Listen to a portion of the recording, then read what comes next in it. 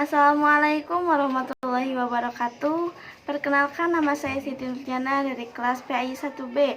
Di sini saya akan mempresentasikan tentang pendekatan dan metode pembelajaran pendidikan Islam. Nah, sebelum kita mengetahui ada berapa itu pendekatan, ada berapa itu metode, kita harus mengetahui tentang pengertian pendekatan. Nah, apa itu pengertian pendekatan? Pendekatan pendidikan dapat diartikan sebagai suatu proses, perhatian, dan cara mendekati serta mempermudah pelaksanaan pendidikan. Jadi, jika dalam kegiatan pendidikan metode berfungsi sebagai cara, maka pendekatan berfungsi sebagai alat bantu agar penggunaan metode tersebut mengalami kemudahan dan keberhasilan.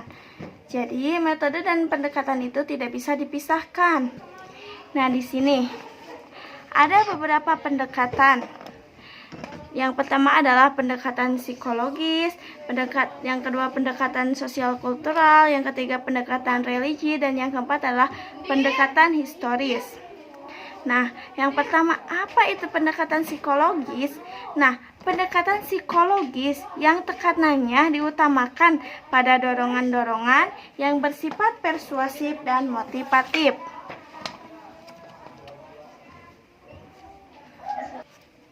Yaitu suatu dorongan yang mampu menggerakkan daya kognitif atau mencipta hal-hal baru, konotatif atau daya untuk berkemauan keras, dan adektif, kemampuan yang menggerakkan daya emosional. Yang selanjutnya yaitu pendekatan sosial kultural. Pendekatan sosial kultural yang ditekankan pada usaha pengembangan sikap pribadi dan sosial sesuai dengan tuntunan masyarakat yang berorientasi kepada kebutuhan hidup yang semakin maju dalam berbudaya dan berperadaban. Yang ketiga yaitu pendekatan religi, yakni suatu pendekatan yang membawa keyakinan akidah dan keimanan dalam pribadi anak didik yang cenderung ke arah komprehensif, intensif, dan ekstensif atau mendalam dan meluas. Nah, yang pendekatan yang keempat atau yang terakhir adalah pendekatan historis yang ditekankan pada usaha pengembangan pengetahuan, sikap, dan nilai keagamaan melalui proses kesejarahan. Nah, itu adalah pendekatan. Jadi pendekatan itu ada 4. Yang pertama pendekatan psikologis, yang kedua pendekatan sosial kultural, yang ketiga pendekatan religi, dan yang keempat adalah pendekatan historis. Untuk selanjutnya saya akan membahas tentang metode pembelajaran pendekatan Islam. Sebelumnya adalah tentang pengertian metode, karena jika tidak tahu pengertian, mana mungkin kita bisa menelaah tentang apa-apa saja sih metode-metodenya. Nah, adapun pengertian metode dalam pendidikan Islam adalah metode berasal dari 2 perkataan, yaitu meta yang artinya melalui dan hodos yang artinya jalan atau cara. Jadi, metode artinya suatu jalan yang dilalui untuk mencapai tujuan. Adapun istilah metodologi berasal dari kata metoda dan logi. Logi berasal dari bahasa Yunani yang memiliki arti akal atau ilmu. Jadi, metodologi artinya ilmu tentang jalan atau cara yang harus dilalui untuk mencapai suatu tujuan. Nah, itu adalah pengertian metode. Yang selanjutnya yaitu metode pengajaran dalam pendidikan. Mungkin karena banyak ya macam-macam metode itu terdapat banyak. Di sini saya akan menjelaskan beberapa. Yang pertama yaitu metode ceramah.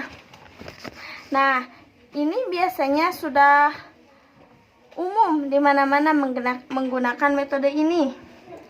Metode ceramah yaitu suatu cara penyampaian bahan secara lisan oleh guru di muka kelas. Peran seorang murid di sini sebagai penerima pesan, mendengar, memperhatikan, dan mencatat keterangan-keterangan guru dan kekurangan-kekurangan hal yang dia tidak pahami. Jadi ketika dia tidak paham, dia bisa bertanya kepada guru.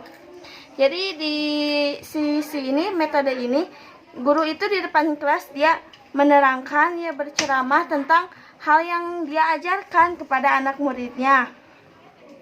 Terus yang kedua adalah metode diskusi. Nah, biasanya diskusi ini bisa terjadi yang biasanya itu di kalangan mahasiswa, tapi tidak menutup kemungkinan tingkatan seperti SMK dan SMP sudah memulai diskusi, metode diskusi, bahkan SD pun bisa diterapkan. Nah, metode diskusi adalah suatu proses, suatu praktek ya. Metode diskusi adalah suatu praktek yang melibatkan dua individu atau lebih berinteraksi secara verbal dan saling berhadapan, saling tukar pikiran, saling mendengar, memperhatikan dan mencatat keterangan-keterangan yang didapat dari teman. Nah, biasanya kalau diskusi itu adalah mempertahankan pendapat dan memecahkan sebuah masalah tertentu. Jadi misalnya kita itu punya suatu persoalan atau masalah, nah kita itu bisa diskusikan dengan teman-teman kita, dengan guru kita, dengan hal yang lain. Misalnya suatu guru mengarahkan mahasiswa atau anak didiknya untuk berdiskusi, contohnya tentang zakat. Nah, tentang zakat itu kita itu bisa berdiskusi apa sih, siapa sih mustahik zakat jika yang belum tahu. Terus apa saja hal yang perlu dilakukan ketika mengeluarkan zakat. Jadi dalam diskusi itu kita itu bisa membuka otak kita, menambah wawasan kita. Karena wawasan itu tidak cukup hanya dari diri, tapi kita itu harus mencari dan terus menggali, baik itu dari buku, dari internet, dari guru maupun dari teman sendiri. Nah, yang selanjutnya yaitu metode tanya jawab. Penyampaian pelajaran dengan cara guru mengajukan pertanyaan dan murid menjawab, atau penyajian pelajaran dalam bentuk pertanyaan yang harus dijawab, terutama dari guru kepada murid atau dapat juga dari murid kepada guru. Ini biasanya metode tanya jawab digunakan ketika guru sudah selesai melakukan metode ceramah atau menjelaskan.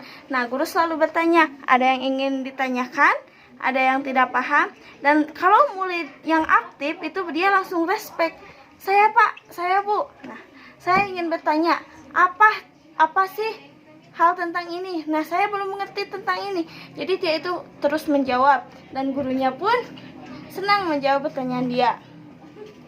Yang selanjutnya yaitu metode pembiasaan. Metode pembiasaan adalah sebuah cara yang dapat dilakukan untuk membiasakan anak didik berpikir, bersikap, dan bertindak sesuai dengan tuntunan agama Islam.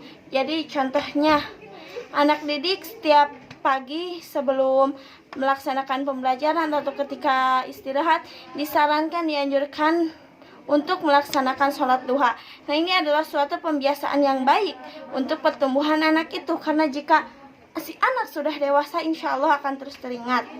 Yang selanjutnya yaitu metode keteladanan. Nah, kalau keteladanan, si guru itu menjadi fokus utama. Jadi guru itu harus bisa memberikan contoh yang baik kepada anak-anak. Jadi guru itu harus tidak hanya untuk didengarkan, tapi juga dengan perlakuannya begitu. Karena guru ada yang membahasakan guru itu digugu dan ditiru.